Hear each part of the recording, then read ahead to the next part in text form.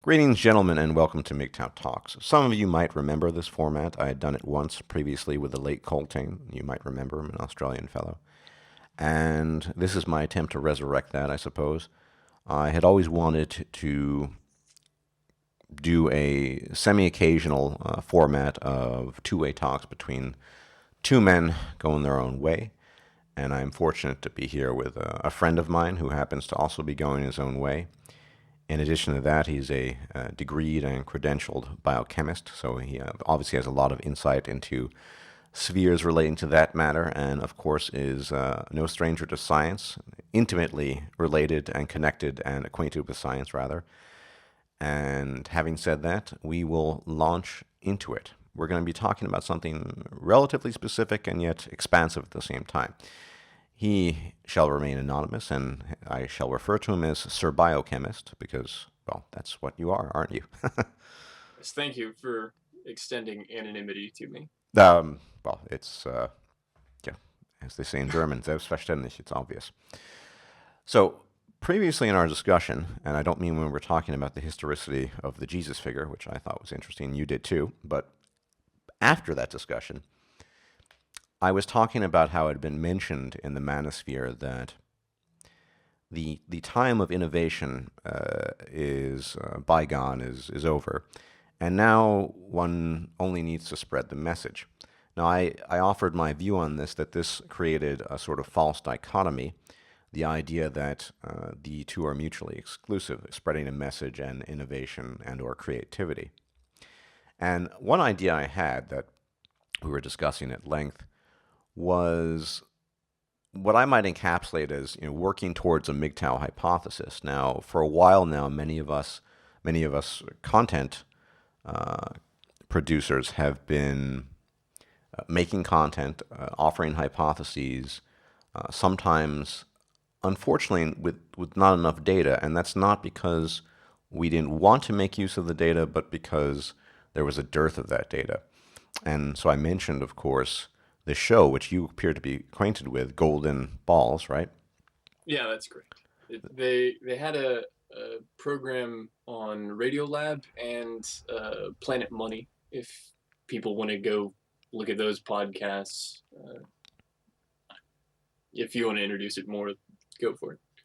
But yeah, Golden, yes, we can post links in the box later, description box later. But Golden Balls, to put it bluntly, is a prisoner's dilemma money winning game that takes place in the UK. I don't know if it's still on air.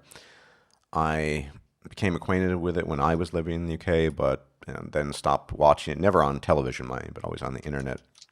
And what it does is basically offers contestants a few opportunities at the end of each game. They can steal the money, they can share it, and those seem very simple, but if you steal and the other person steals, you get nothing. If both of you share, you split it. If one steals and the other shares, the stealer gets everything, and so on and so forth. Now, I've been looking recently at examples of this, and there aren't too many online, and it gave me some ideas. It's said that innovation in the MGTOW sphere of thought is done, and we need to just mindlessly mark it out garbage. I disagree. One thing we can do, and something that Barbarossa has been doing in his own way, for example, he's been compiling articles and information out there and dissecting and talking about it. Ideally, I would like to make my own contribution this way, in the sense of we need to actually start with working with real data sets. Now, something that Golden Balls, as a potentially at least, presents is we have different genders, different age categories, sometimes the same sexes, juxtaposed next to each other, forced to make difficult decisions in the prisoner's dilemma. And this offers opportunities for observation and indeed the formulation of hypotheses. The problem is, and the problem I think that MGTOW content, including my own, has always suffered from, is a dearth of data, and that's not our fault. It's because nobody in official academia, and we're going to come to this later, my friend and I, is actually doing the math, the numbers games for this kind of stuff. And we might start doing that now. And let me just, before we actually go into a formal discussion, let me just finish this off by explaining. So, for example, based on my observation of golden balls, I could see that family fathers, those who had procreated, seemed to reliably go for the share option most of the time. Likewise, young attractive females, or however you want to term them, somewhat attractive, youthful females in their prime or prior to 30 seem to, with one exception I can think of, almost universally go for steal. Mixed gender pairs, that is, older women with young attractive women, you would have the older woman going for share and the younger for steal. And I saw maybe six, seven, tops eight of these episodes, maybe even 10, I'm not sure. The problem there is I can formulate a hypothesis, but we don't have enough data to go on. So ideally, what one could do, if we could have access to this sort of stuff, is if we had a sample size of 300 or 400 of these episodes, we could take it all together, dissect it, come up with the percentages, come up with standard deviation, come up with all the stuff that's required to have an actual workable data set and formulate a hypothesis that is rock solid. It's not to say that the hypotheses that we've formulated in the past aren't. It's just that our lack is a lack in the real world. And with that, I want to launch into discussion with my friend. So, first off, what do you think about that idea, Sir Biochemist? Well, I think it's a good idea actually, because okay, I was crunching some numbers and looking at the Wikipedia page for the Golden Balls thing.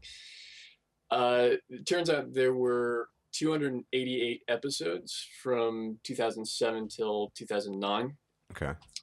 when it aired. So 288 is statistically significant. Granted, if you're going to try and split people up into different cohorts like attractive young women and married men, you're going to reduce your population size. Right. So Well, I think going, what you would first do is you would just look at the flat out the outcomes for just not taking into account those things first. You'd say you said 289, right? So you look at all of those examples and then you would come up with percentages. Then you could take smaller sizes, sample sizes based on the the gender, the age, and so on. But theoretically, or not just theoretically, I think even a sample size of 50 might not be that great, but it's we have that's actual data. I mean, these are people engaged in the prisoner's dilemma, and as we were talking about before, we agreed upon. I mean, the male female interaction, and not just in the realm of courtship, but in the realm of socioeconomics, politics, is very much a life or death matter. It's a prisoner's dilemma. I expounded on some of this in my video Zero Sum Game, but whether it comes down to medical research or this dispensation of tax money, uh, women usually are favored in these matters. And so understanding the fundamentals, not just of game theory in a general sense, but how it specifically applies to the sexes, their interactions, and what the most likely behavioral outcome of each one, including age related to age and what have you, might be. For example, I mean, this is completely hypothetical, but it seemed to me in the case of the older women that, given the fact that their SMV no longer exists effectively at age 50, it's a compensation mechanism. You're much more inclined to share because being nice, being generous, is a way of getting people to like you when of course, your looks are faded and no longer present. Women in a completely separate category, say 25, 26, even 29, who are still relatively within their peak, relatively speaking, are going to avail themselves of other gifts or other tools, and in most cases, their looks, and they're going to act within a manner that is, most beneficial to themselves. And I think in their case, what's most beneficial and in the sense what's most profitable is going to say take the steal option over. But I mean, the problem is not enough data. So this is just, I'm offering this on, throwing it up in the air as an idea of the kinds of things that we could do both as content producers, as subscribers, as everything, as men going our own way, to really get into these topics in depth, expand upon them, and truly understand things and come up with the hypotheses that the rest of the world is not doing. And we talked at length about academia. We Right. talked Yeah. specifically about what I might call the the terrifying science of the human. It's funny about evolutionary biology and psychology that these fields are not technically difficult to understand for the most part. I mean, the rigors, first off, maybe you can tell us a little bit, what is the biochemistry you're engaged in? Well, I don't want to No, identify don't derail, myself but I too. want to make a comparison because what you do is technically quite difficult. So why don't you tell us a little bit about that?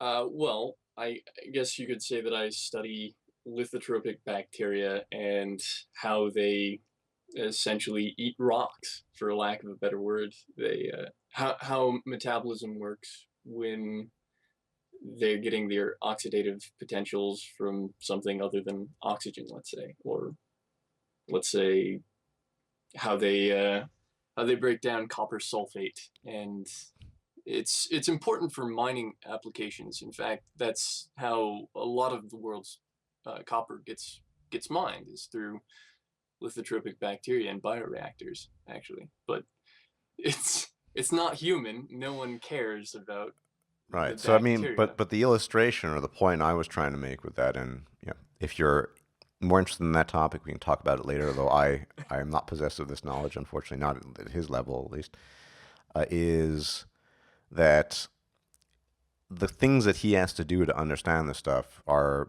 far, generally speaking, far more complex than the things you need to do, the kinds of mental gymnastics you're engaged in to understand the basics of evolutionary biology or evolutionary psychology.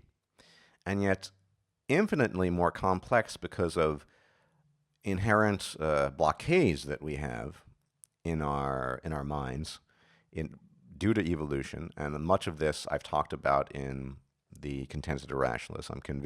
I'm fairly convinced of my theory of mortality salience and in relationship to ego preservation, how that is a general blockade to knowledge that we don't see in your field of study, or we don't see in, I don't know, as I mentioned, people studying the bacteria in banana peels or whatever. Yeah, So there's no human connection to that kind of thing. Like yeah, no one cares about mining technologies. I yeah, mean, they when do. It's not. it's not human. It's Well, they care about its application with respects to profit and whether it's effective, but it's not human in the sense that it doesn't touch on what it means to be human. And I've mentioned this before in previous videos that scientists of this sort really have free range to evolve and develop and accelerate and just you can really push the frontier with this stuff. And I say this as a non-scientist, as an observer, but there are no yeah. obstacles placed in your way. There are no politically correct, no PC police telling me I can't study, one bacteria over another. Let's say. Right.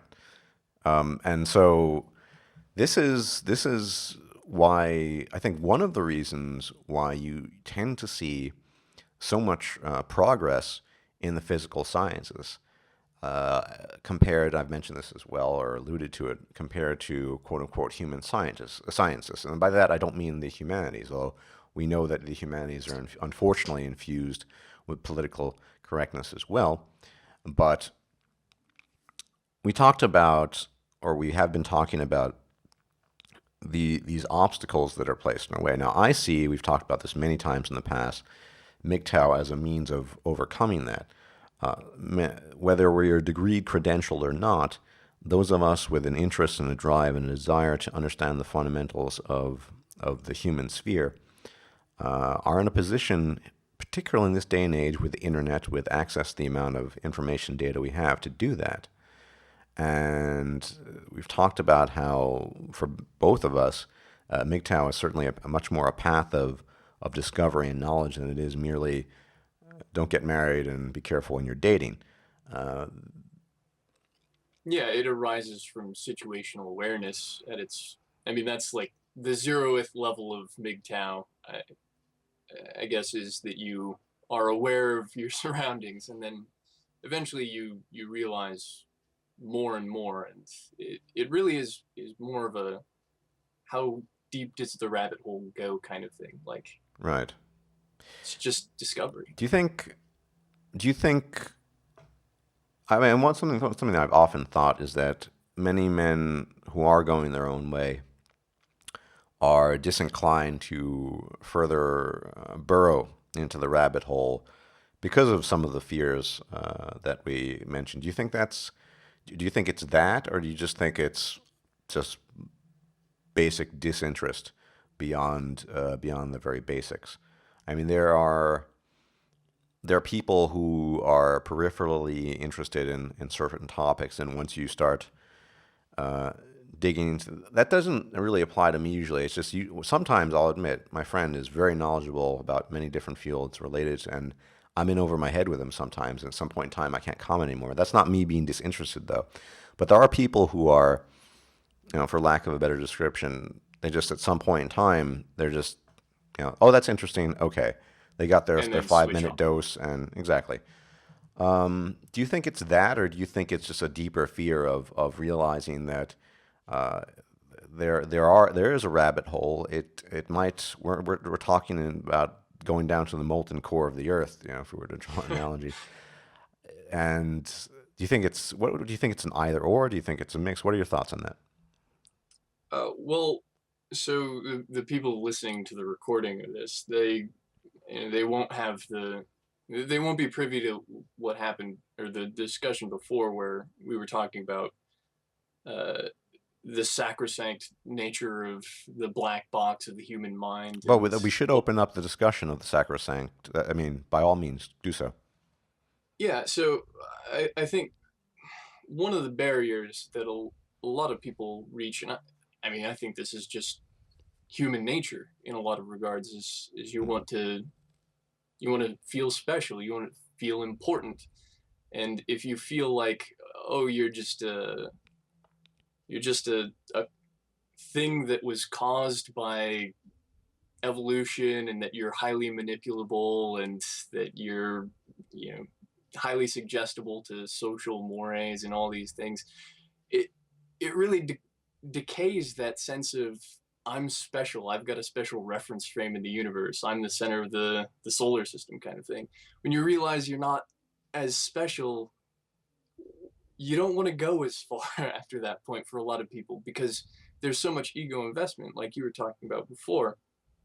It, it it's tantamount to an ego death to give up some of these shibboleths that people hold. And I know that a lot of MGTOWs, I mean, every single MGTOW had to have given up uh, shibboleths that society holds, especially gynocentrism. And it really it keeps going in a lot of ways, and people don't want that ego death. No one wants death. No one wants to feel like they're not a living special snowflake kind of thing. And when you start learning more and more things, you realize, oh, hey, I can affect this system by changing the input here because I understand how the system works. Right? Knowledge is power, as I often say. It's power to make choices, and so self knowledge is power to make choices about the self. And in like you were talking about with the molten core and the powerful knowledge that is how deep the rabbit hole goes. It's social knowledge, right? And the evolutionary biology side of things, knowing what motivates men and women, and humans, not just humans but animals, just how systems work. Once you know these things, then you're faced with choices, and that's very unsettling for a lot of people because wouldn't it be nice if everything were so simple, like, oh yeah, it's just like they've been telling you, it's you believe the social fictions and everything. It would be a comfortable lie, I think. So I guess what you're saying or suggesting is that for some men going their own way, for some people in general, that the search for truth, the search for understanding or comprehension, is often halted at. You made use of the analogy Pandora's box, when the the the box lid is ajar slightly, but we don't want to completely tear off the lid. Yeah, And I think that's how what I saw and what you were saying, or rather what I heard. But yeah, and it, that's scary, and it prevents people. Sorry, no, no, continue. no, no. It's just, it's funny because it's make time. It's in the whole process of going your own way, becoming that, becoming a man going your own way is fascinating because much of the revelations that are brought to the fore in that process, and I think you and I, that was a long time ago, especially for me, that was a long time ago, is the realization that, yeah, you're not special and you never have been. The whole time prior to that, you wanted to be, right? Specifically, you wanted to lay down your head in the bosom of some woman and ask her for forgiveness for the sin of existence or whatever that might be. And you wanted to be special, right? For someone, to someone. And part of the realization, I think it's painful for many, at least in the beginning, is that you're not special. In fact, in the eyes of the many, you are nothing. But that gives rise later down the line, at least in my view, to the potential of becoming special to yourself, as well as the goals that you have on an individual level. For mine, my part, the pursuit of knowledge, trying to understand this human animal. Right, and I don't want people to misunderstand. I'm not trying to be pessimistic here. There is a silver lining. It is, you know, greater self knowledge, and being able to make more personal Yes, choices. the problem there is when the stakes are high, do people choose greater self knowledge, greater personal knowledge, or do they choose, well, it's the road not taken, right? Do they choose the road better taken, the road more worn instead of less worn, as Robert Frost had put it at some point in time? I think It's a rare breed it that is, and goes even I for. mean, this comes off as arrogant. I'm not trying to. I think even for most MGTOW, and I said it in my previous video, it's not. There's nothing wrong with it. That it's just enough to know so and so much, and that's fine. But as I've said before, to me, MGTOW can be so much more because there's so much more we can learn in the devils of detail when it comes to human beings. And people are not doing this stuff, or to the extent that they are doing this stuff in the academic world, it's most of us don't have access to the publications; they're limited, and it's not really affecting change. The difference is, if MGTOW were to engage in the same kind of research, or do, it actually affects change in a mass audience. And I mean, academia is remiss in this. They're not. The academics aren't doing this. Their political correctness is everywhere. It's infused in anything related to human beings for all of the reasons you and I have just discussed. Yeah, And good luck getting your grant renewed if you start spitting some real truth. I mean, if yeah, you're.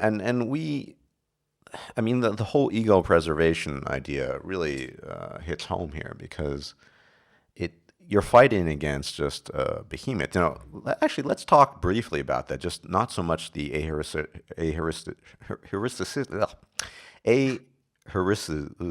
okay. I can't speak today. I can't speak my mind. The ahistoricity of the Jesus figure, right? I don't want to talk about the actual details that some of them I was mentioning, but the fact that even though there's very plausible evidence to suggest the ahistoricity of the Jesus figure, in academic circles, you even have atheist and agnostic and secular scholars who are all for, Jesus wasn't divine and he didn't do any of that stuff, insisting that nevertheless he was a historical figure. Why? Because, well, probably because it's the last remnant of their own ego, particularly if they were formerly religious and their own ego investment in their religious system, but also because of their years of work studying it. Then you have the church going back 1,600 plus years, and you know, if you don't have a real dude, the whole thing crumbles. And so people, even though it's very plausible to my mind based on the evidence I've seen, that is the ahistoricity theory. It they don't go for it. And I think the same is true of any human endeavor. And this is the fundamental problem. It's the complexity is not in the grasping of these minute mechanisms. That's your domain. You comprehend the real complexities. You do the complicated work as a true scientist would. But I would argue with that. I'd say that it's very reductive. I mean, right, science. right. The complexities on the macro scale, I think that's where Well, MGTOW that that's the problem, and I mean, I'd agree. We've both watched, I think, the Sapolsky lectures. That would make for an interesting discussion another time. yeah. Stanford Sapolsky lectures, but not going off on a tangent there. I think. Sorry to disrupt. Sorry, go on. Sorry, I didn't mean to No, no, derail. no, no, no problem. That to me, there's such a great opportunity in the MGTOW community to explore these things. If you want to call it an academic manner, whatever, but in a more formalized manner, if only because no one else is doing it and no one else is willing. Uh, some MGTOW are willing to go down that route and really take these things under the microscope because, like I said, we're not going to find that. We're not going to find that in traditional academia. And there are just too many blockades. And what I had posited previously is, as I said, not being complicated to understand, but if somehow we, as a community, if you want to call it that, could work towards that and arrive at some very tenable, very well established hypotheses, and with real reference to data, I mean, who knows? That could potentially even provoke the academic world. I mean, it might not. It probably won't. But the idea of somehow piercing the the walls of the fortress that remains immune to criticism and really introspection.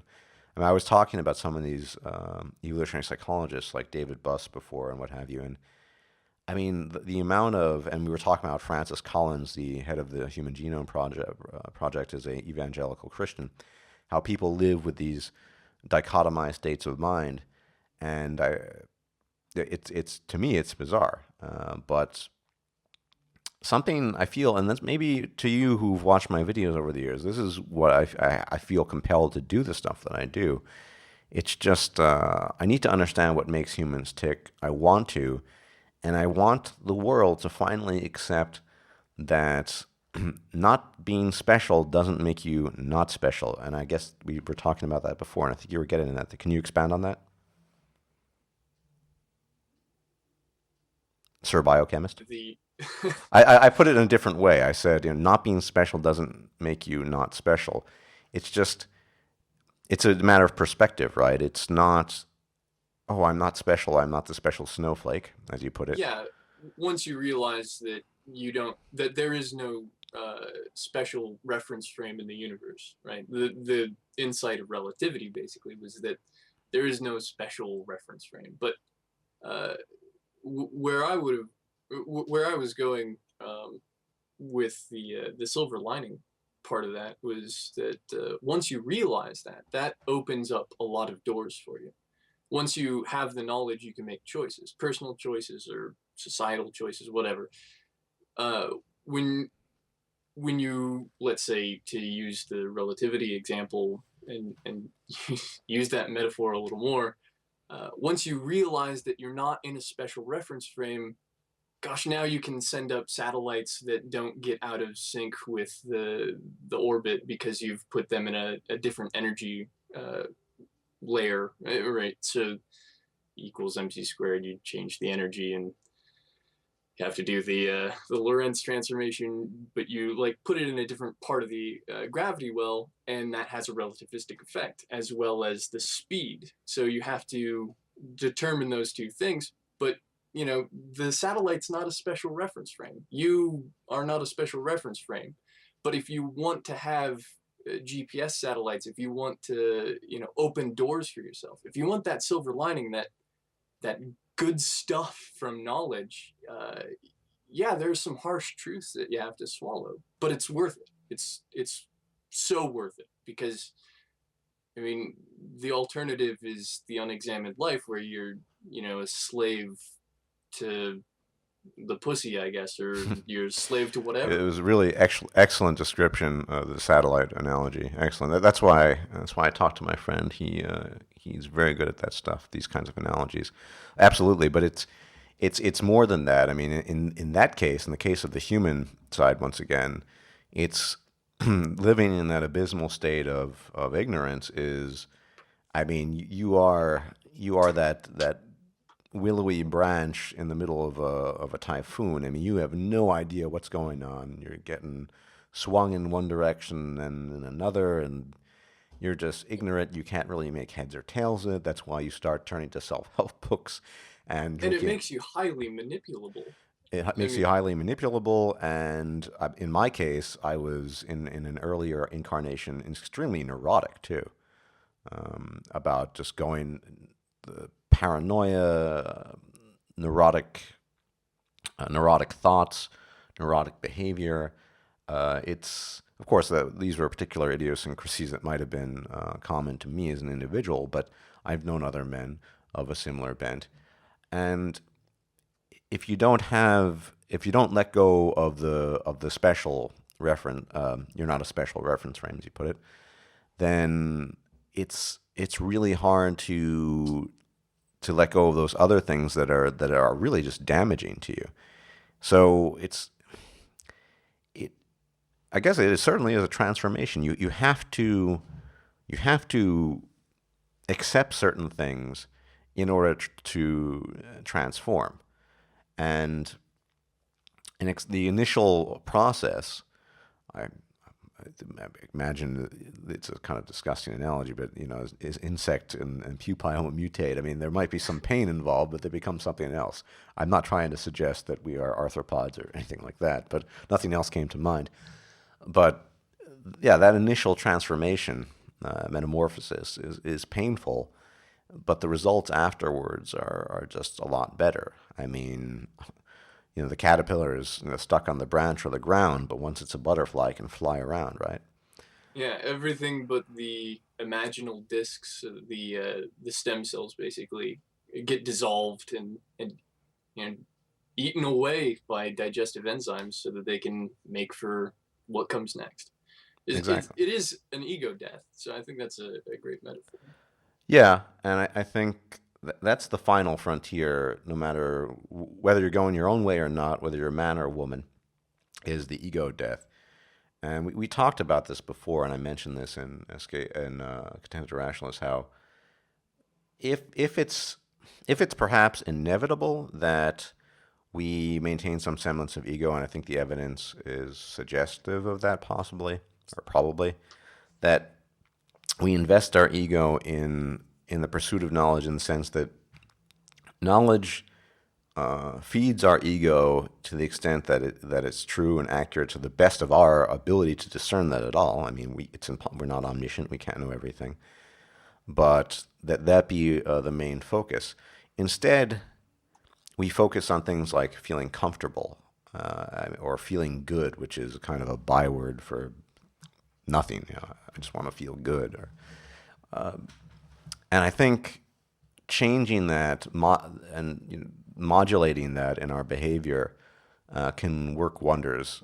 If we must preserve the ego, if it's something essential that cannot be. I mean, I know through meditation you can temporarily let go of things, but if it's some focus of identity, then I think that's the best way of dealing with it. And MGTOW is a great path, possible at least on a society's wide basis, the only path on offer to do that.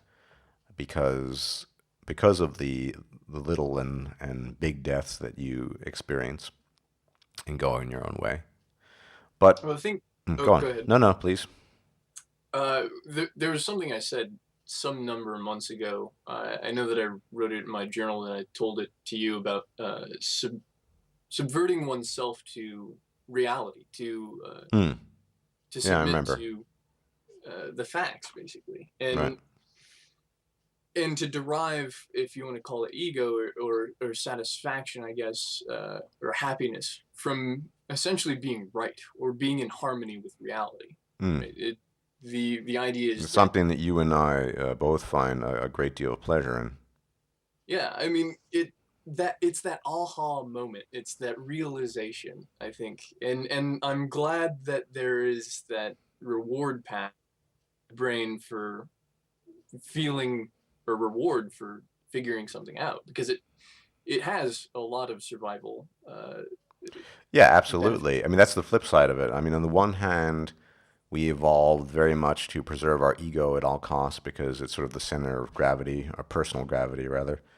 On the other hand, the dopamine reward system works pretty well when you figure stuff out and you're rewarded for it too, especially when it's not that easy to figure out, or there are obstacles in the way. It's just that we've of course observed repeatedly that it's the former rather than the latter that seems more tempting to most people. And even and this is true of all sorts of activities. I'm guilty of it too as well. When it comes, say, to exercise, it's the same thing. It's easier just to sit on your ass and do nothing, right? Than for some people at least. Of course, you can offer a lot of arguments for energy conservation, evolution, and not expending calories unnecessarily and what have you, and that makes sense. But there's a reward in the current reality where we have caloric surplus everywhere in exercising and not doing that. I've often taken the easy route sometimes, but the do you think that I mean do you think that MGTOW can evolve beyond merely don't get situational awareness, as you put it? I think that's the best way of putting it, right? Do you think it can be more than don't get married, be careful who you're dating, don't use that online dating site? I mean, to me, maybe I'm just too far gone into it. That's not even MGTOW anymore. People are talking about online dating and stuff. I mean, fine, you're free to do so. I don't relate to that as MGTOW. What do you think? Well, I think what you said, I don't remember when, but the 101 level Right, classes. right. I mean, I get obviously 101 is required, right? I mean, if I wanted to, if I were young and wanted to become a biochemist but knew nothing about it, and I jumped into 401, I probably would be, screwed up the creek without a paddle. There's some need for that, but I think, as I mentioned in my previous video, it's just this continual evolution that I don't think you see in people who aren't going their own way, and men not going their own way. I mean, they are in many ways, not in all ways, stagnant. They're stagnant in terms of personal development. Now, people might misconstrue what I'm saying, and it's, oh, well, they're making more money, or they landed this job, or they got that car. That's not what I mean by personal development, of course. I'm not talking about the accruance of or the accrual of assets or money, although that can be fulfilling.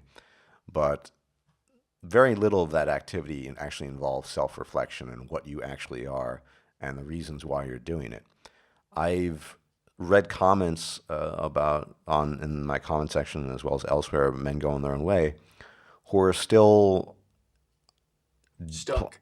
yeah, it seems. Well, I mean, it sounds to my mind, yes. I mean, they're going through all of the evolution. They're getting lots of money. They're making lots of money, and then the same comment they're bragging about how all the women are paying attention. I mean, this is how is that going your own way if you're still beholden to those instincts? If that's your primary motivator, I'm for me that's a bit of an internal contradiction, which is okay. I mean, I guess we all have them to varying degrees, Well, but.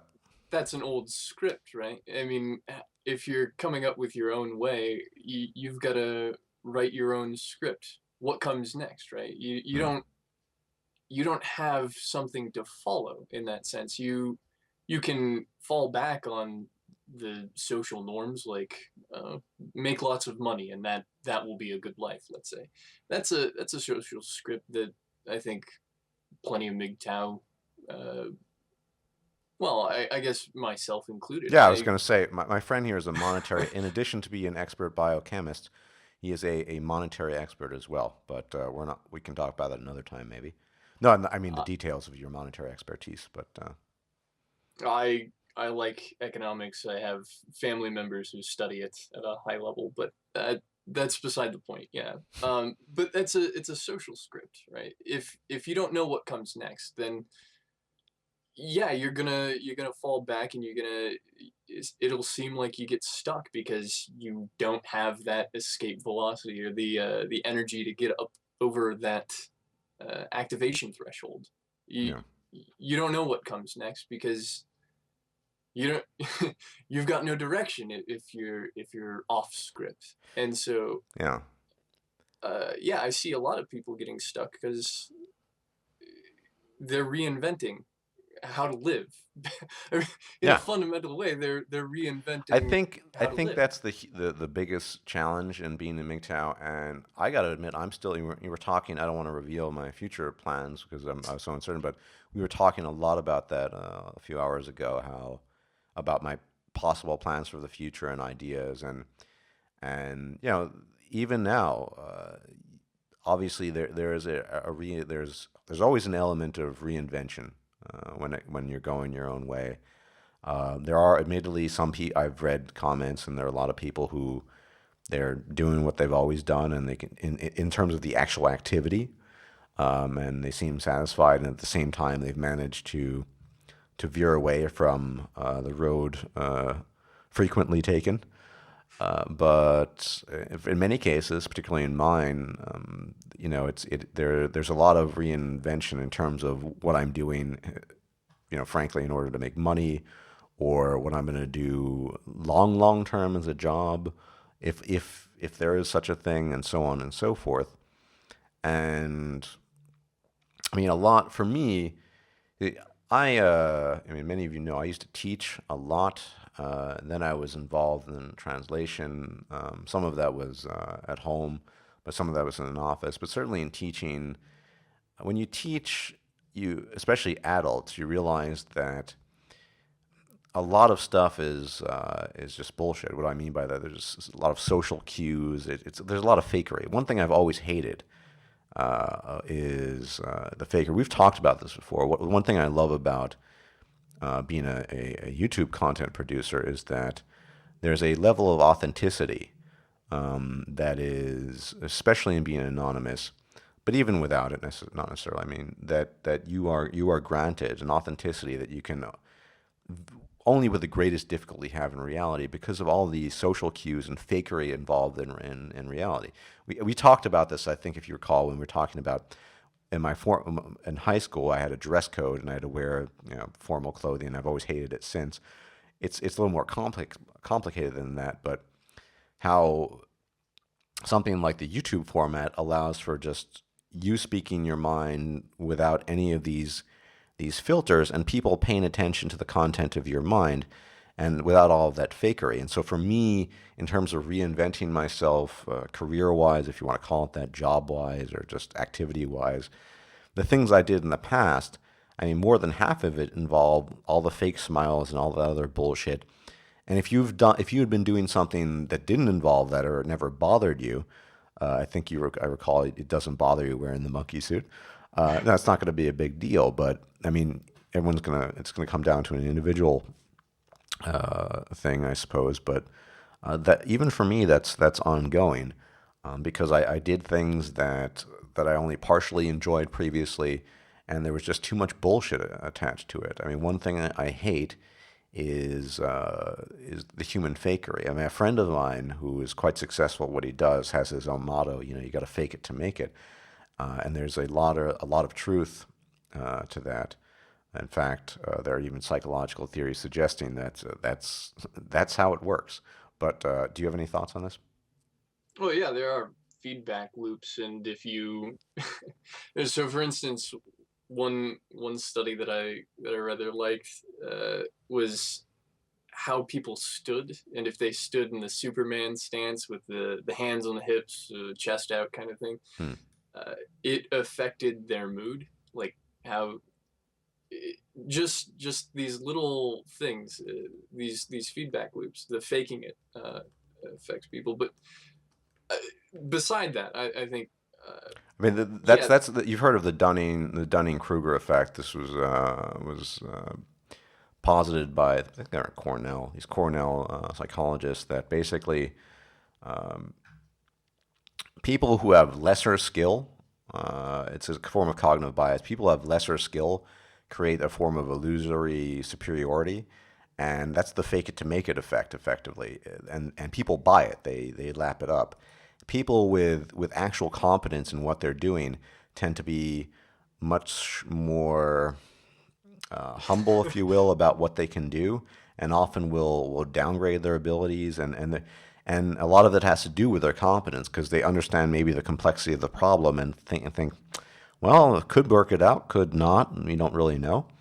right, they have experience in the real world, whereas somebody is, a buffoon who doesn't know what they're doing is faking it until they make it. I mean, there are degrees to which one can do that, but the data that these psychologists had in the Dunning-Kruger studies that accumulated was really interesting because, I mean, all other things being equal, someone who was less competent, less experienced, but just puffed up his chest, as you put it, had much better luck in getting jobs, being hired, levels of trust, and so on and so forth. Yeah, And so you have to deal with that outside of YouTube, obviously. well, you have to. I think, yeah. It's not that I can't do that. I used to have to do that. It's just in my own personal case, my personal transformation or reinvention. It's something I've always despised about the world because I think competence and content should, ideally at least, even though that's not how human beings work, take precedent over, you know, look how cool I Charisma. am. Yeah. I mean, no, no. I mean, it's not even. I mean, the kind of fakery that I've seen in the past, and I mean, the motto "fake it to make it" sums it up. And you can't fake being a content producer. Well, that's sorry. I should correct myself. You absolutely can. Look at PewDiePie, but and some others. Uh, PewDiePie, right? But you put it this way: as YouTube content producer, you have the opportunity to not be fake. It's up to you whether you choose to take that opportunity or not. You can certainly fake it to make it. You can even fake it to make it in the manosphere, as some of you know. But yeah, it's not. The opportunity exists, and it's a great opportunity. I don't know if the it's. the one, yeah, Go on. continue, please. Oh, I was just gonna say, harkening back to a previous conversation we had with on that topic, that the wonderful thing about the manosphere and the wonderful thing about you just being a voice to most people is that they have to judge you on the content of your ideas, not the not what you wear, not what you like. If you have piercings, Oh yeah, that's because I'm pierced and tattooed. I mean, I've always that stuff I always was able to cover up without any problems in the past. It's just the fact that I had to do it in order to get people to listen to me. Now, it's not that I'm completely aware on an evolutionary basis why these people have these biases, why they. I mean, I'm in tune with all of that. I know what's going on, but I think because I strive for a kind of almost pure cerebral state that in my own strivings I'd like to get rid of that. I'm not the content is key. It's not whether you're wearing the monkey suit or not, or whether your shoes are properly polished or not. And I think that's something for my own personal reinvention has been quite liberating. I mean, enjoy content production for myself in terms of, I gain new knowledge and I'm able to disperse that knowledge. But it's also that incredibly liberating effect of just being judged on the merits of your content alone rather than all the fakery that's involved in the real world, which is not to say, as I said, there you can be a YouTube content producer and fake your way through the entire thing and still be successful. And I'm using air quotes in terms of, sub count and all that other stuff. Uh, in fact, arguably some of the most popular YouTubers out there have done just that, catering to the masses. But the good thing is the opportunity to do the opposite exists. Whereas in the quote unquote real world, when you're teaching people, let me give you an example. I mean, we're moving away from the sciences to more personalized examples, but I think that's also instructive since we're all going our own way here. So I've taught children and adults, and the funny thing about adults is that the more adult they became, as I taught them, I don't mean they were growing older, but the older the target group I was teaching, the more I noticed that the actual imparting of knowledge mattered less to them. It was more about style, how you presented yourself, and much more about the feeling that they left the classroom with after the lesson. Hmm. So did they feel like the teacher was presenting the material right in the German class, and then when they left, did they feel like they were learning anything at all? That was much more important than actually learning. And it's interesting that it seems, at least, the older we get, human beings, the more they're inclined they are to these sorts of cognitive biases. And that's something that you, as a teacher, you observe, and if you've taught different age groups, you observe quite readily.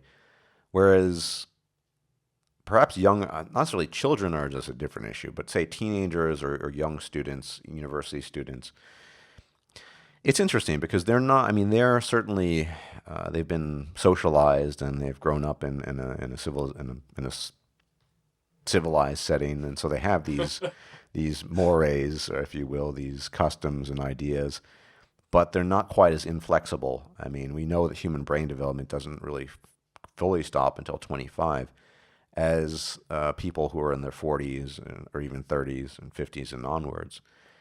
And that, for me, when I was doing the stuff I was doing, that was just always so dissatisfying. Admittedly, I had always had my own way of learning, and I was always someone who I just didn't care about, present how you will, just present it well. I mean, in the sense that you have material to teach me, I don't care how you look, how you go about it, as long as it's effective. You don't need it. So I always had that mentality, but and once again, that is the great thing about the internet, specifically YouTube. Content can be judged on its own merits, which is not to say you don't get criticized. I get criticized all the time, but all this other the fake smiles and all that other bullshit doesn't go with that, and that's great. And the funny thing is, everywhere around the world it's the same. I've taught in several different countries, and South Korea, arguably the most superficial country I can think of off the top of my head. It's far worse than it is in the West, and that's all just smiles and bullshit, and even less substance.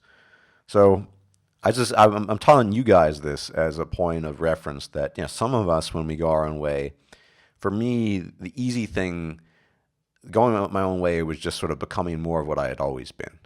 Someone who followed the path of gnosis, of knowledge, trying to understand the world, someone who's always interested, but still had to work within that, what to my mind, ridiculous framework of boundaries and barriers and social gymnastics that, yes, I can even to this day still perform and occasionally have to, but prefer not to ultimately. And going my own way is allowed for that, and presented new opportunities. But anyway, Do why you don't you mind if start? I put?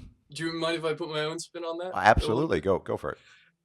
So, I mean, you said it's liberating, and it totally is. I think how I would view it is especially the trivialities, the things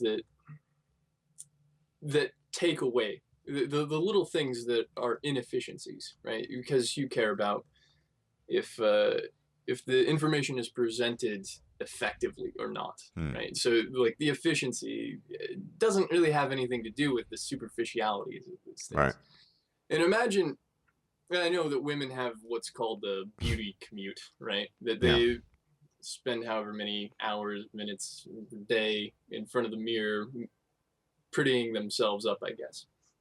And imagine how much time, how many hours, how many days, how many weeks, how many years of their life are spent doing something that washes off in the shower, right? It's superficial, and it doesn't matter. In the grand scheme of things, it really doesn't matter. Those trivialities, those little things, they're like nickel and diming your life away. They're these. It's a death by a thousand.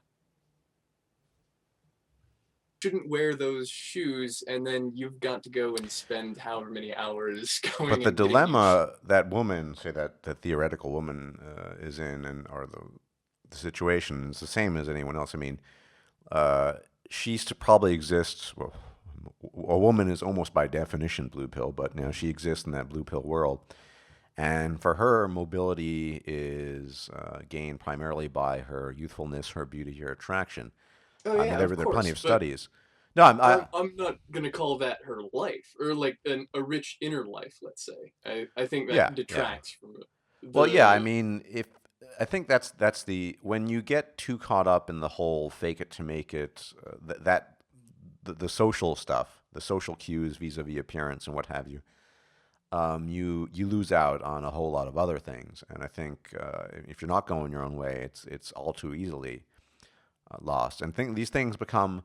It's funny that fakery becomes a reflex. I mean, smiling when you don't mean to smile, laughing when you don't mean to, and so on and so forth. And to me, that was always an exercise in stage work. I mean, it was me being a thespian, and other people, admittedly, that's what they become. This friend of mine, I mean, I mean, he is Not exceptionally good. me.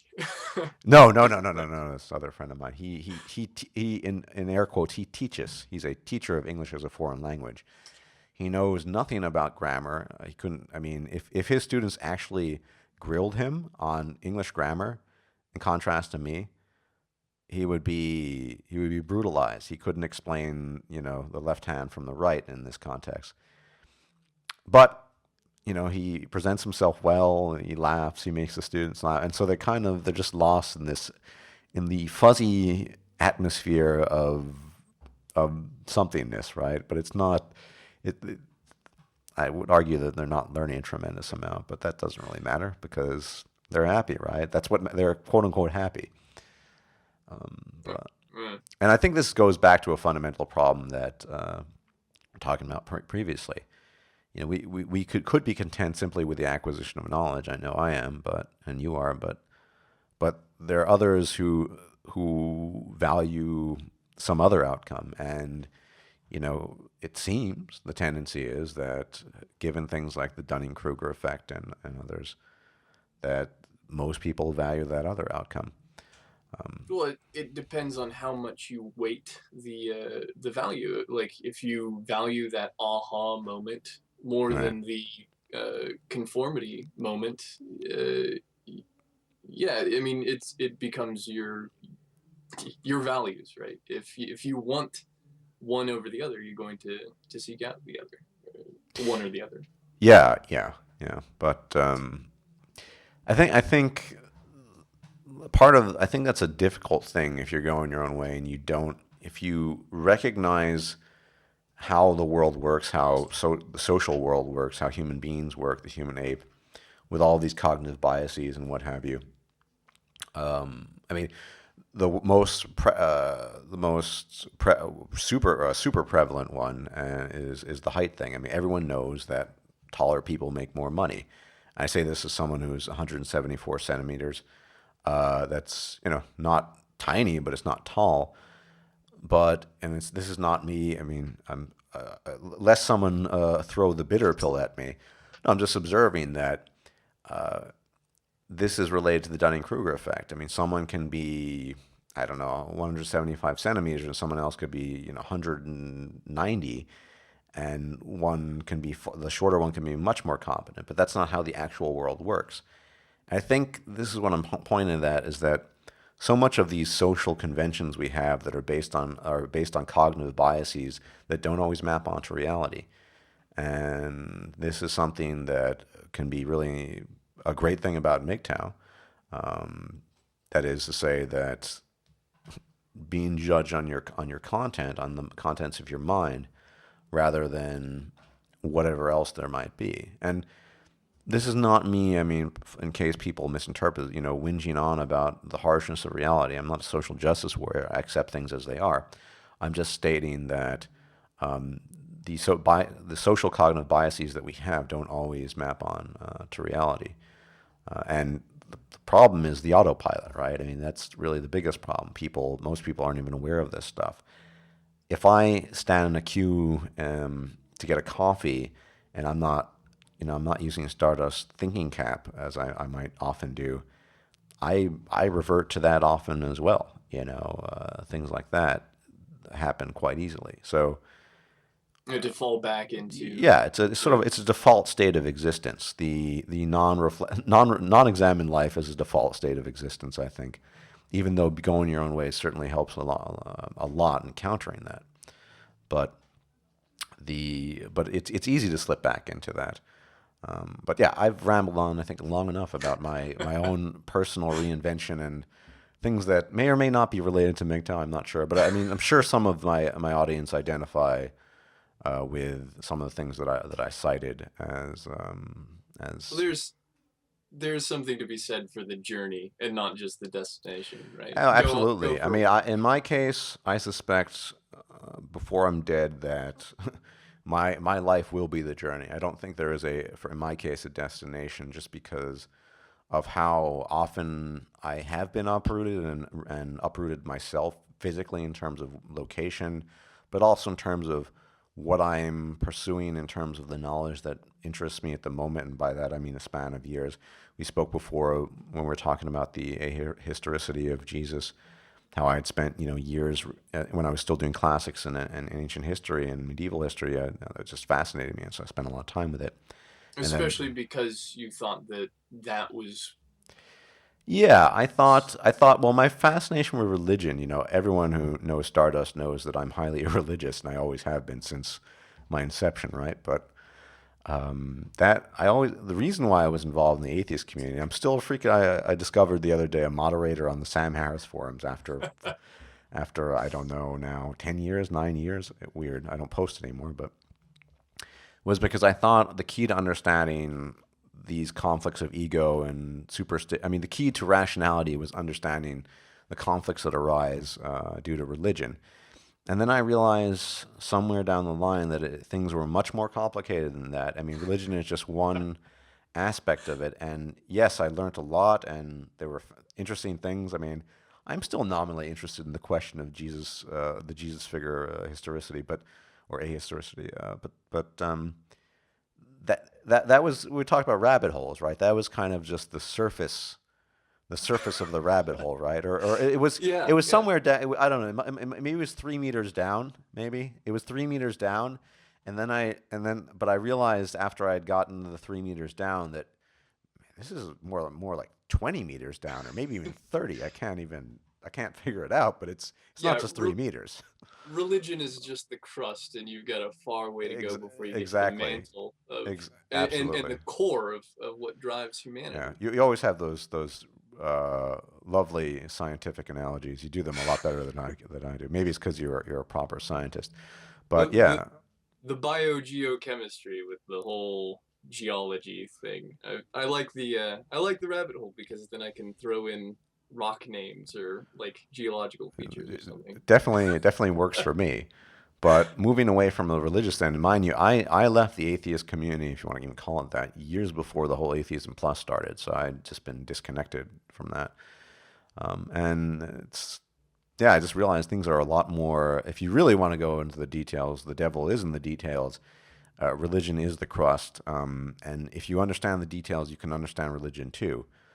Because trying to ask the question as to why a religious person follows something fundamentally irrational, or what is the cognitive bias that leads to that?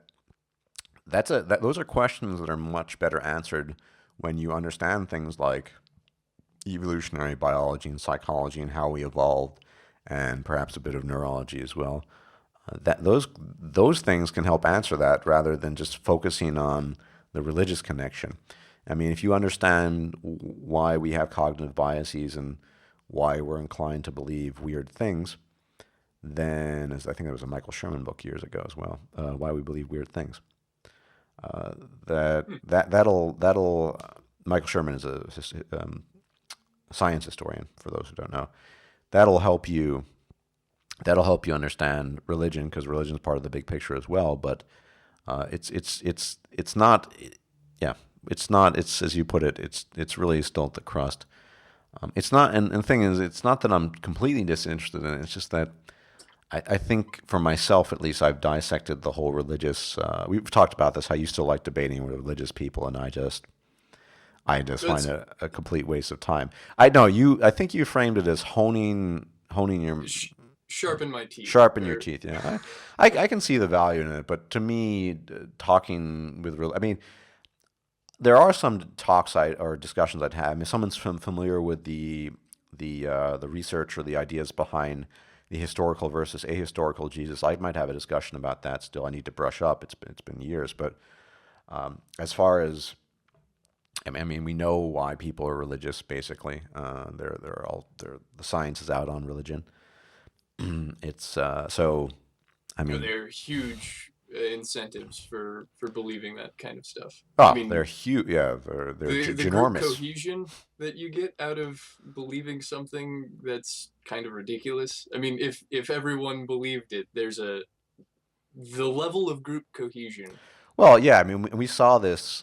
We saw this in previous times in Western society. I mean, with the church. I mean, there was this.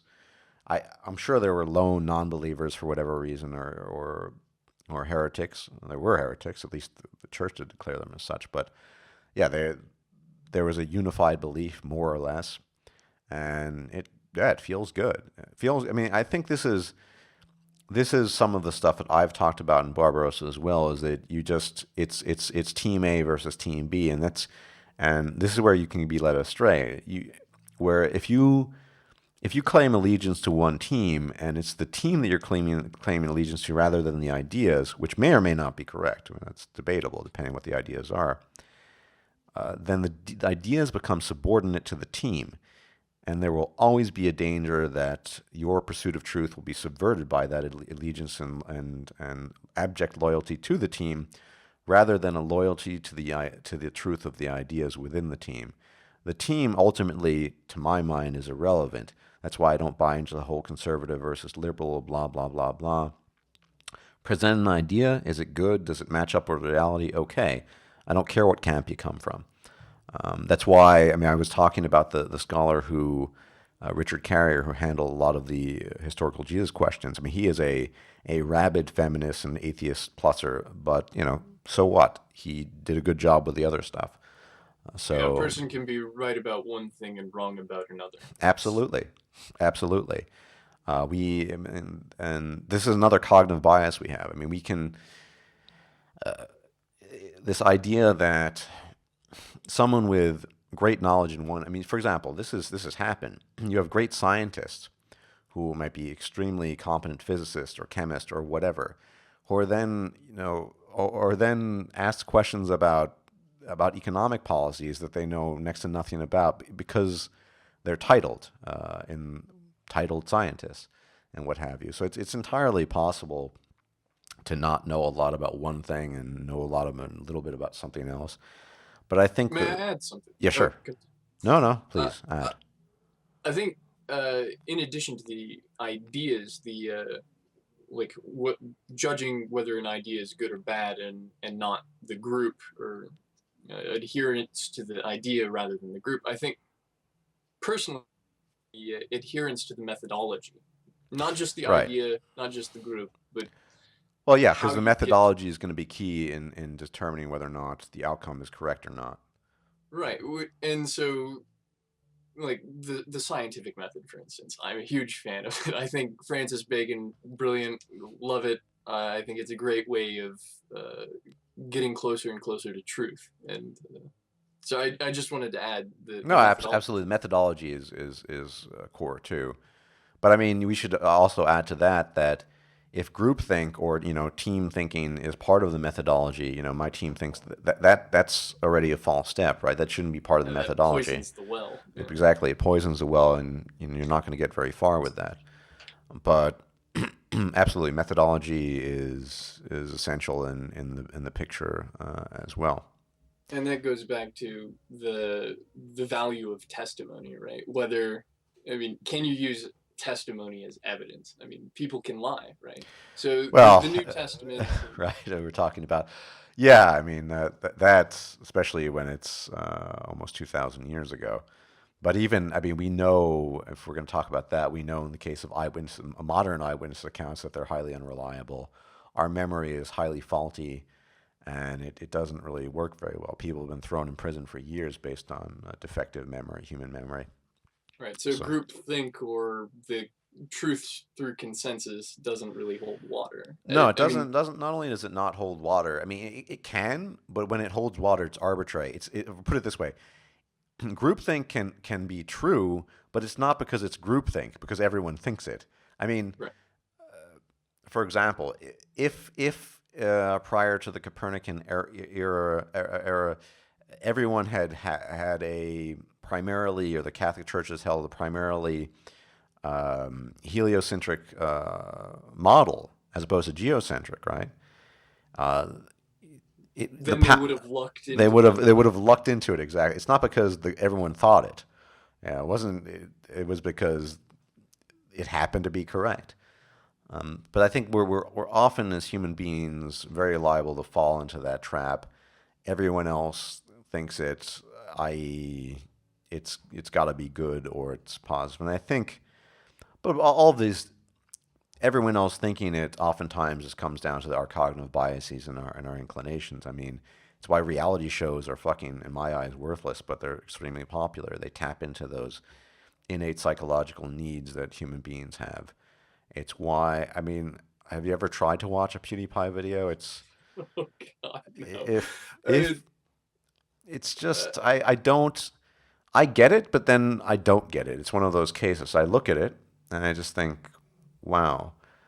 And there's so many of these vastly popular YouTubers, these really popular, with the millions of subs, and I don't get why. I do on some level. I can understand the cognitive biases going into it, but so I think, yeah, going your own way. Talk about being different. Uh, it, there's probably not a man on going his own way on earth who finds that kind of stuff appealing. I would argue. God, maybe it's I don't know, like a carnival show or something, like a Yeah. passive entertainment. Well, Uh, yeah. People eat it up. I mean, it's yeah. I mean, I'll it's go people watching all the time. So I mean, not necessarily into the extreme or the ridiculous, like reality television shows like you were mentioning. Like, that's not the kind of people watching I tend toward, but I I might do it on a whim just because like I haven't seen reality television shows in however many years it's been since I had television. I might do it just out of curiosity, not just, but not yeah. just I for. watched a full episode. I think it's called the other night called Redneck Island. So it's basically a reality show of male and females competing against each other in groups. They're paired off into gendered pairs, male and female, Interesting. all from the southern states, i.e., Redneck Island. It's not to imply that everyone in the South is a redneck. It's the name of the show, not my name, not my title. And I was watching it, and just I used it as a learning experience. I said, this is what the human ape does here, and look at that mating ritual, and all very predictable. So if anything, it helps to reinforce some of the things I've learned over the years. But I don't look at it as as entertainment. I look at it at best as, I mean, things like that you can really learn a lot from. Or if you already know the stuff, you can have your ideas confirmed. So that definitely has some value, I guess. But mind you, most people who are partaking of that kind of stuff are not doing it for those reasons. But I think you can face a conflict of interest, though. I mean, there are means you can make use of, especially as a YouTube content producer, to be more popular, to be more effective, to get your videos out, to get more subs. And you can do so when you're cognitively, consciously, while at the same time sacrificing some of your principles in the process, and sacrificing to a large extent some of your content. That is to say, I mean, looking specifically at YouTube, and here we're veering away from, I don't know, I think all of this is MGTOW. Anything that provokes thought and reflection to me is MGTOW, and I think you would agree with that, or not. It's up to you. Yeah, it's discovery. I Yeah, think it's that's discovery. That, the formulae involved in being a successful YouTuber are not the formulae in being a successful thinker or a, a someone who discovers things. I mean, even if you look at channels such as Vsauce, you know Vsauce, right? He's a guy, yeah. yeah. The way he presents things, the fake smile. Hey, everyone, Michael here. I mean, The this is jump cuts. nobody. This is not how he acts in real life. I'm willing to bet at least some money on it. That's not how he presents himself to most people when he's talking to them. His videos usually are quite short. He knows people have limited attention spans, and so that's how you format the videos. Limited attention span. You do this, you do that. So yeah, there are things you could do. I could have done that a long time ago. I could still presumably do that. I think But this dovetails nicely with the mm, understanding of human motivations and how people tick, right? So right, yeah. he's tapped into an understanding, and maybe it's not a rigorous understanding. Maybe it's more just like, oh, people have better retention for shorter videos or something. Well, you Uh, don't need any more than that. I mean, if you realize that people have a short attention span and zone out after a while, or let's say, and it's not even done scientifically. Let's say he's produced a bunch of videos. I'm not saying to him, but anyone, right? And he finds that the golden mean is somehow 5 minutes. 20 minutes was a bit too much, and 10 was okay, but then two, no, so sees it 5 minutes, and he sticks with that. And content producer X sticks with 5 minutes, and it seems to be successful. And if it's successful, you don't need much more reflection than that. I mean, marketing, if you want to call it that, can be a science. It's a science. It can be a science what's a science of manipulation, right? So, but it doesn't have to be one done in depth. You can just see what works and what doesn't. yeah, But and I think that's more akin to lucking into knowledge than going and digging for it. yeah, If you're, yeah, yeah. I go mean, ahead. I would argue even master manipulators like Goebbels, the Nazi propagandist. I mean, I doubt he might have been.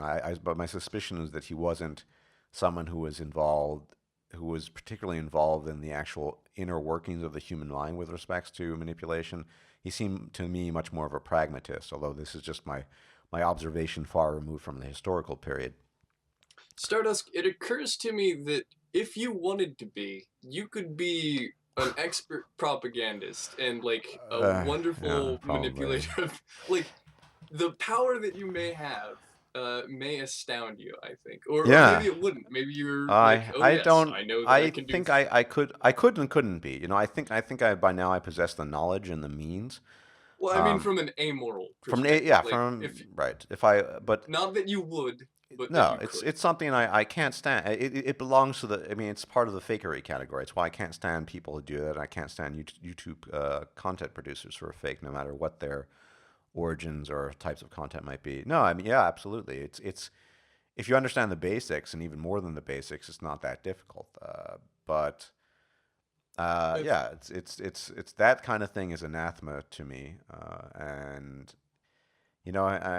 I think you have to accept certain uh, whether it's YouTube or otherwise, you have to accept certain consequences. That if you're not going to go down that route, your marketing will be judged solely on the people who are willing to, listen to our hour, nearing an hour and a half, which is not a bad thing necessarily, discussion on MGTOW related topics or what have you. And some are and really appreciate it, and some zone off and won't, and that's okay. You gotta, and as Polonius said, be true to thyself, and in doing so, thou canst be false to no one. There are people out there who are false to themselves, and I'd rather not be false to myself and sell bullshit than be true to myself and sell at least what I believe for the most part is coherent and in touch with what I am and what I think is beneficial to my subscribers ultimately, as opposed to just manipulating my subscribers like some people do. Well, that's interesting. So you think that well, I mean, well, let me ask you this: do you think that if you did go down that path, you would lose something? I guess your ability to better understand. Not necessarily. I mean, going down the route of manipulation could actually, in theory, afford even greater understanding because you could, if you're using the scientific methodology, you could actually test the theory. You could take sample sets. You could with a bunch of videos and this amount of likes. I mean, and the data is there. Rather, the data are there on YouTube. You can look because there are analytics and all of that. I don't This think reminds me a lot of Barbarossa's "Powered by Orgasm."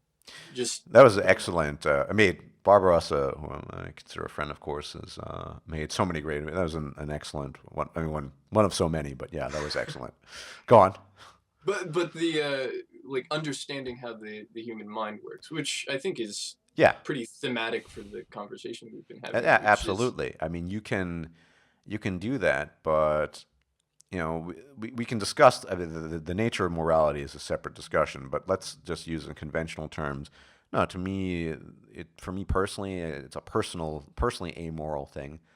I don't, you know, I spent my whole life, we all have, being sold bullshit, especially if you're going your own way. If you're a man going your own way, you spent your whole life being sold bullshit. So, in to give bullshit back to you would be not only a personal betrayal, but a betrayal of you, the listener. That's just not right, you know. Uh, the idea is to move away from the bullshit, at least to my mind, going your own way, for my specific kind of content, and not to feed into it more. And that the two don't really jive well for me. It's not that it can't be hmm, done. You can take any topic, make towel or whatever, or pen ink, in theory. You can do anything, right? And take the topic and create some sort of marketing scheme and learn how to manipulate people with it. But I mean, if you want to do that and you can and you're capable and you know how to do it well and be successful, hey, by all means. Um, I'll just do my own thing. I'm not going to give you props for it. And if I feel, and if someone actually asks my opinion on something like that, I'm going to say it. No holds bars. What my opinion is. But so that's just me. I don't remember if this was part of the recorded conversation or not, It but is. It's the recorded. We're still no no recording. no no, No, I go on. mean what I'm about Oh, to ask, sure. but the part about men getting stuck and the script, but so I'm thinking that there is a desire or there is an incentive to sell bullshit at some point for everyone. Everyone comes to that crossroads where they're like, well, I can go down the path of truth and see how deep this rabbit hole goes, or I can turn back and go back into Plato's cave and sell some people some knickknacks or something. I don't know, Right. but uh, Yeah. No. Did you want to continue? yeah. So, like, do you think some men get stuck at that point because there's an incentive to bullshit as opposed to Well, bullshit continue down? themselves. I mean, we were talking specifically about production, specifically YouTube content production in a general sense, but I I think mean this in a more general sense. yeah, But yeah. Well, I think of course we're inclined to bullshit ourselves. That's what a cognitive bias is, right? I right. mean, But so the truth allows you the ability to bullshit. And then if well, you take if this you're really good at it, you can convince yourself, right? right, yeah.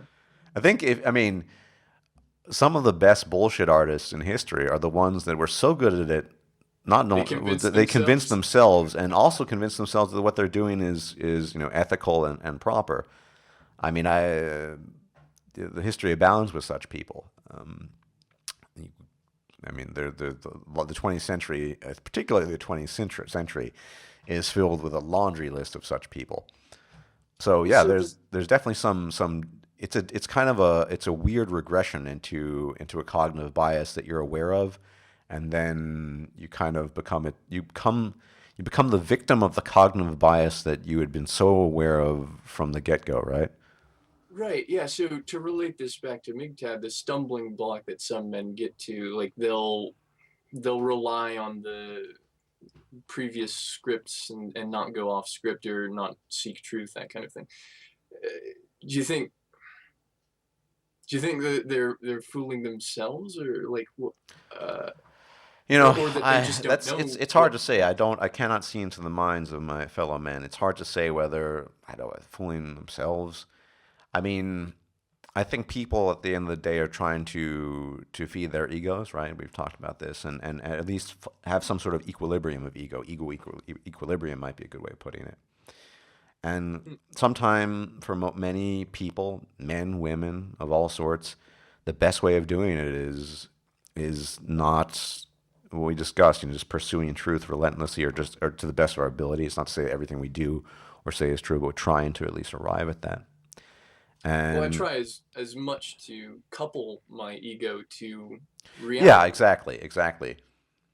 That's not and a methodology that's very common, and I don't think it's one that is going to catch fire, and it's probably not going to reach critical mass. Unfortunately, not. yeah, yeah. So It is a very science person kind of thing I to think love. yeah, you have to be, and I'm not even a scientist, and I still lean towards that. Oh, I you're think, a scientist. well, You're a it's scientist. okay.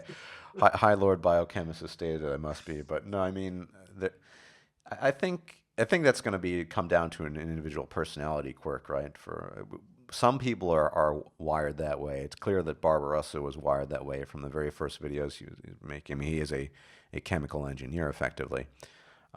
But you don't even, I mean, you don't need to be that. I mean, I've lost a lot of the skills, but I'm a degreed classicist technically, and a degreed translator, and it's just comes down to the personal stuff. I mean, and I'm not saying I don't think any of this is compulsory. I just think that there certainly is in the manosphere, at least to my mind, some sort of call it conflict of interest, but a conflict of perception as to what is enough and what isn't.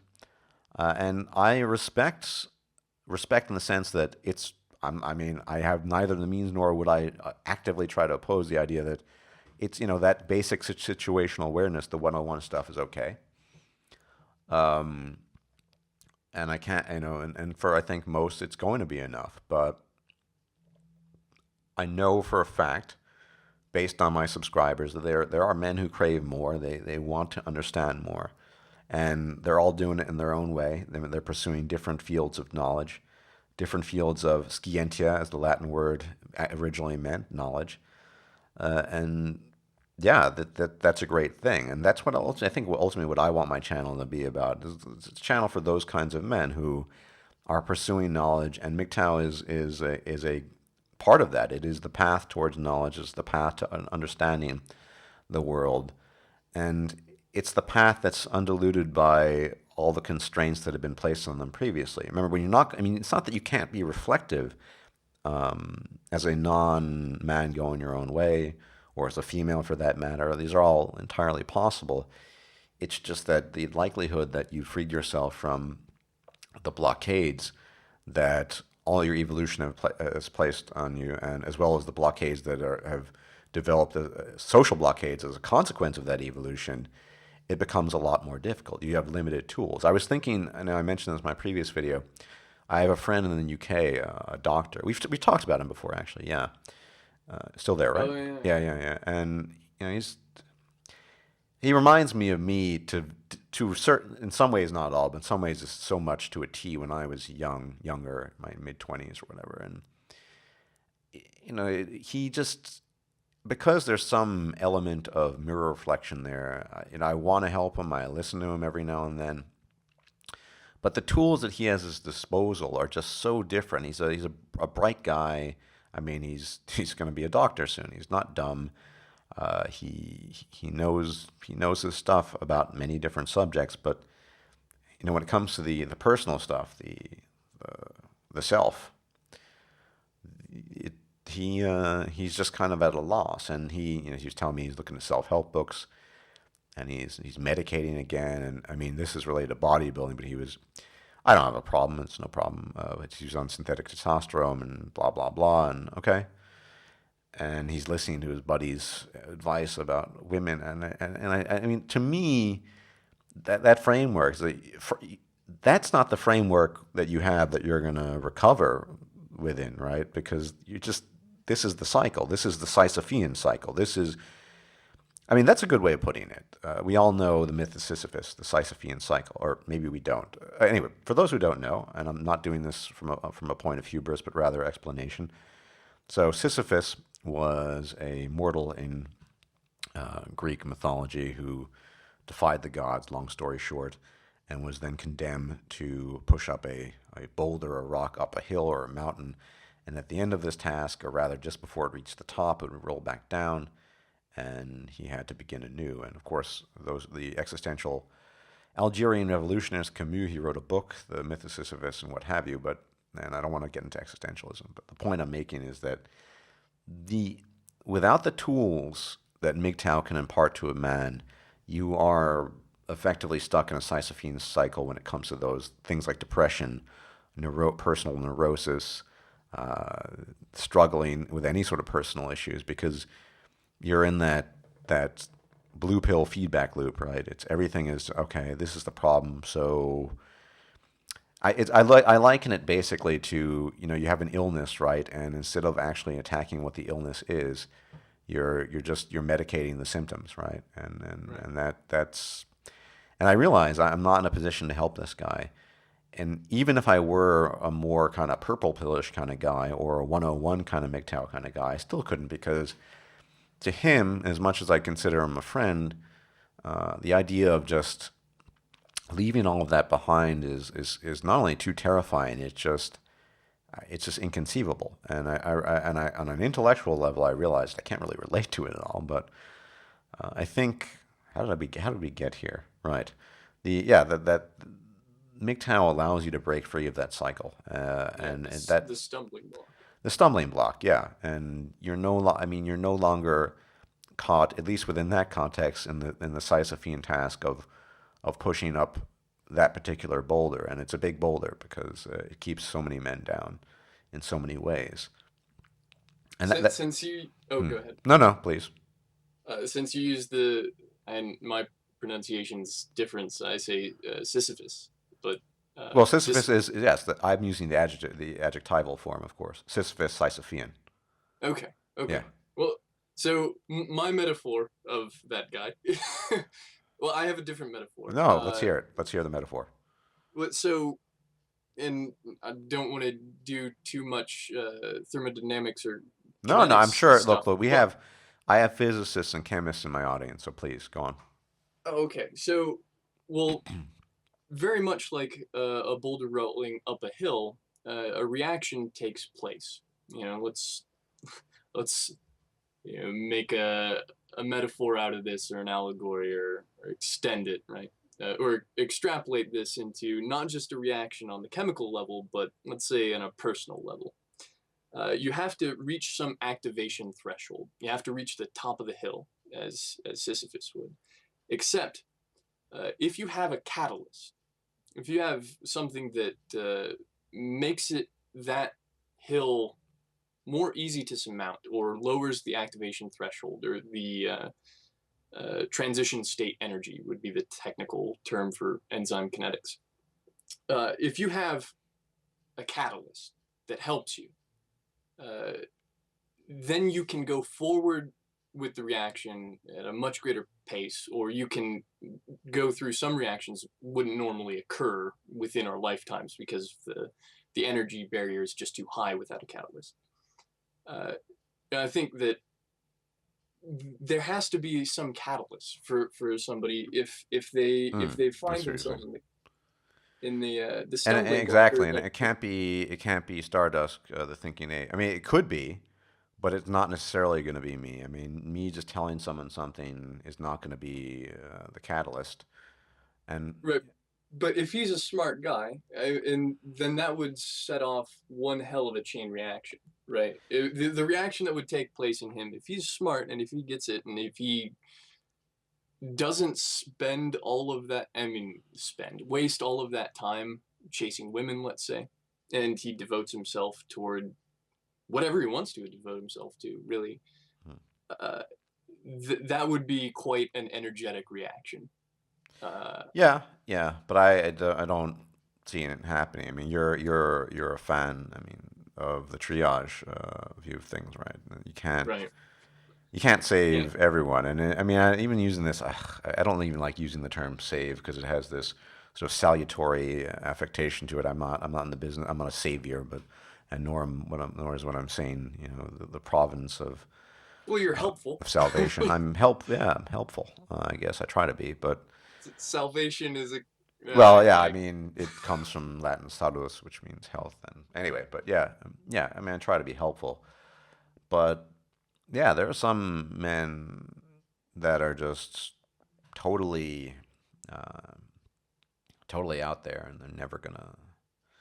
Yeah, it's just the way it is. I mean, I can't. And I think one thing on a final note before we end, because it is getting Yeah. yeah. We've talked about this before. How one thing that the MGTOW journey can induce is a kind of disconnect from well people who haven't undergone that journey. Right. I've experienced sort of detachment and moving away from people that I still remain fond of, but really the basis the edifice is no longer there because their edifice is a different edifice from mine, right? And that can be challenging, I think, and I'm sure a lot of the audience can see that as well. It's Yeah, I've not, lost friendships. yeah, yeah, it's not just in the don't get married, blah blah blah. I mean, even years before I started going my own way, I was always suspicious of female nature, and I called a lot of things and was correct on it with my friends, and then they could agree with me. But it's just when you reach a certain level on the path, then it has nothing to do with malice. It's just what are you going to talk about? It's people honestly. I mean, we have hours long, multiple hour long discussions because we have one thing very much in common, and that is the pursuit of knowledge. But Well, I yes, would say that the reason that it lasts so long is because we have a desire for depth. yeah, If yeah. I you mean, there, yeah, if we were talking about the maybe 1 minute. yeah. They're right. They're things that are of limited scope, right? But and I think that's the problem. It's not a problem. Rather. It's something that arises unfortunately or fortunately naturally from this path. And I think it you can, if it depends on to the degree you're still a participant in that world. I think you and I are very much very on the far end of the MGTOW spectrum, and there are other men not so much. But it's just as can't help my friend. I think that's the best way of putting it, because my tools are different than his tools. I can't necessarily relate to a lot of the things other people do, unless it's just something in common that has nothing to do with it. We've talked about my gaming channel. It's like Vengeance gardening. I try to keep it not really related to MGTOW for the most part, and it's that's what it is. It's just about gaming. I try to look at things within the context of gaming, and sometimes it's difficult because there's always a human perspective you have to put on things, especially in terms of game character development or whatever. But you have to I try to keep it separate. But yeah, you lose. I haven't really lost friends so much as yeah, you become demotivated from really engaging because there's just not much common ground. Unless because you're not working with the same edifice anymore. You're working with different structures, I think, and that's difficult. But as I said in my previous video, it is what it is. We we become this because that's what the knowledge does to us, right? And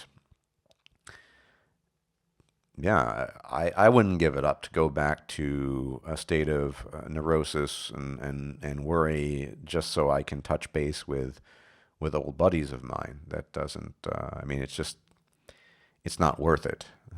Not. I mean, I couldn't do it. It's not a possibility. But even if I could, I mean, it's not. I think that the cipher wish, right? I think on a final note, there are a lot of men going their own way. I've read in the comments. I've actually gotten a lot of PMs over the years who have that cipher wish thing. I just get rid of it all. I just want the steak. I don't want to think about it anymore. Oh, and I mean, I don't think you can go back, but we don't have the cipher opportunity. There's no agent offering us refuge in the matrix. I don't think so. I guess you could kind of move away and become a PUA or something, but and you dabbled in PUAism as well. I never did, but you did. That's actually how I got introduced to Yeah, some of which this. would be an excellent topic for another talk. Right. We are approaching rapidly 2 hours. At the moment, we're at Y- 1 hour, 41 minutes, and 37 seconds. I don't. Yeah. A long talk is good, but as far as Yeah. recorded things go, we probably should stop it here. That does not preclude the possibility, indeed, the distinct possibility of further MGTOW talks on assorted topics related to MGTOW or otherwise. Maybe the next time, if you're interested, my friend can talk more about the nature of minerals and what have you, because he knows a lot about that. But I was going to talk about schizophrenia and yeah, male we can intelligence, but the no, Sapolsky. No, look, the Sapolsky talks. Some of them could make for excellent MGTOW topics because definitely. the conflicts of methodology, reductionism versus sort of an omni theory, which is what I guess that you would take from his His final lecture. buckets. His buckets, yeah. The I call it the omni theory of buckets. I think at the time that's what I called it, at least the bucket theory of omniness or whatever. But But we're running long, we're and it was a great conversation. yeah, it was a great conversation. It always is with you. I mean, but this time we recorded it. I mean, think of Yeah. all the great conversations we could have recorded in the past. But we can seek to correct that in the future. And I hope my subscribers enjoyed that and found it interesting, entertaining, however you want to term it. And yeah, let's try to do a few more of these in the future. And Stardust, it was a pleasure. And and High Lord Biochemist, always a pleasure. And I will now stop the recording. Everyone, thanks for watching, and as always, may the gods be with you.